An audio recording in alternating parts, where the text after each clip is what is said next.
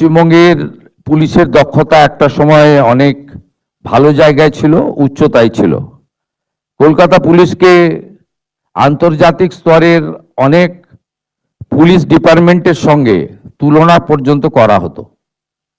ধীরে ধীরে পুলিশের যে উচ্চতা এবং তার দক্ষতা সেটাকে বিগত দিনের সরকার কাজে লাগায়নি।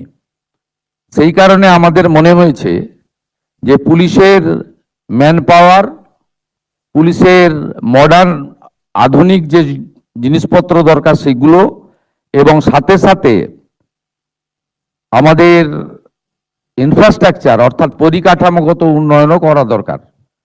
এবং আমরা আজকে এই এগ্রিমেন্টটা করছি এই কারণে, যাতে আমাদের কেন্দ্রীয় পুলিশ নির্ভর পশ্চিমবঙ্গ পুলিশকে থাকতে না হয়, আমাদের সেই দক্ষতা এবং উচ্চতায় আমাদের পুলিশকে আমরা নিয়ে যেতে পারি।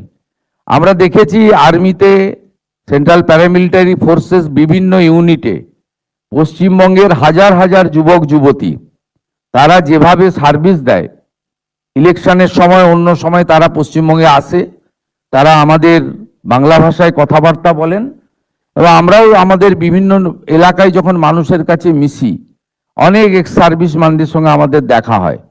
তাদের দেশের প্রতি, রাষ্ট্রবাদের প্রতি অগাধ আনুগত্য এবং তাদের কর্তব্য অবিচল থেকে তারা যেভাবে ডেডিকেশন করে সেইভাবে তারা তৈরি হয়েছে। আমাদের এই রাজ্যের পুলিশ ডিপার্টমেন্টেও যারা কর্মরত তাদেরকেও যদি আমরা দক্ষতার সঙ্গে উপযুক্তভাবে তৈরি করতে পারি, তারাও এই ধরনের সার্ভিস আমাদের দিতে পারে। আমরা বিগত দিনে দেখেছি যে পশ্চিমবাংলায় পুলিশের মধ্যে দক্ষতা থাকা সত্ত্বেও শুধুমাত্র তাদের প্রকৃতপক্ষে উপযুক্তভাবে তৈরি না করা, আত্মরক্ষার সামগ্রী, আধুনিক সামগ্রী না দেওয়া এবং তাদের পুলিশের সংখ্যা বৃদ্ধি না করার ফলে আমাদের পুলিশ ডিপার্টমেন্টের কাছ থেকে যে আশা প্রত্যাশা জনগণ করেন বা আমরা করি, সেখান থেকে অনেকটা দূরে সরে গেছে। আমাদের অনেকগুলো উদ্যোগের মধ্যে একটি উদ্যোগ আজকে আমরা চুক্তি করলাম, এবং আরও আগামী দিনে বেশ কিছু উদ্যোগ পুলিশকে কেন্দ্র করে আমরা নিচ্ছি। আমরা পুলিশের ম্যান পাওয়ার রিক্রুটমেন্ট বাড়ানোর জন্য ব্যবস্থা নিচ্ছি। রিক্রুটমেন্ট পলিসিতে আরও স্বচ্ছতা আনার জন্য আমরা তার ব্যবস্থা নিচ্ছি। আমাদের যে ট্রেনিং নিয়ে বসে আছে 16,000 কনস্টেবল, তাদেরকেও আমরা কাজে লাগানোর জন্য উদ্যোগ গ্রহণ করছি। আধুনিক জিনিসপত্র দেওয়ার ক্ষেত্রে আমাদের সরকার পুলিশকে সম্পূর্ণ মদত দেওয়ার ব্যবস্থা করছে, এবং সাথে সাথে আমরা অন্য রাজ্যগুলিতে যে 112 সিস্টেম চালু রয়েছে, সেই 112 সিস্টেমও আমরা পুলিশের প্রত্যেকটা থানাতে গাড়ি দেওয়া, সাথে সাথে কিউআরটি যেমন হয় ইলেকশনের সময় কুইক রেসপন্স টিমের মতো, সেগুলো বানানোর আমরা দেওয়ার চেষ্টা করছি। আমার মনে হয়েছে এই এগ্রিমেন্টের ফলে আমাদের পুলিশের মধ্যে যে উচ্চমানের হিউম্যান রিসোর্সেস রয়েছে তাকে আমরা প্রকৃতপক্ষে মূল্যায়ন করতে পারবো, তৈরি করতে পারবো।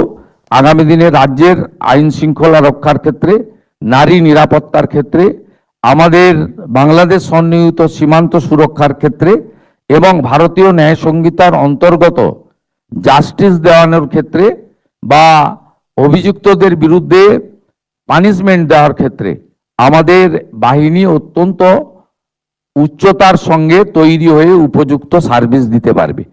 এই প্রস্তাব আমাদের জাতীয় রক্ষা ইউনিভার্সিটি থেকে গত বছর 2025 নভেম্বর মাসে এসেছিল। বিগত সরকার তারা এই বিষয়ে উদাসীন ছিলেন, তারা অবহেলা করেছেন।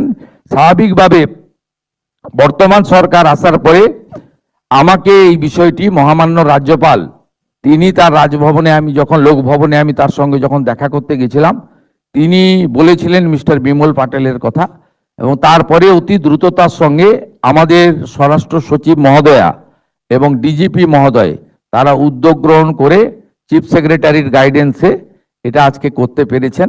আমি অত্যন্ত খুশি। আমি পশ্চিমবাংলার জনগণকে প্রেস মিডিয়ার বন্ধুদের মাধ্যমে আশ্বস্ত করতে চাই, পশ্চিমবঙ্গে বিগত দিনের মতো শাসকের আইন নয়, আইনের শাসন আমরা ইতিমধ্যে প্রতিষ্ঠা করেছি।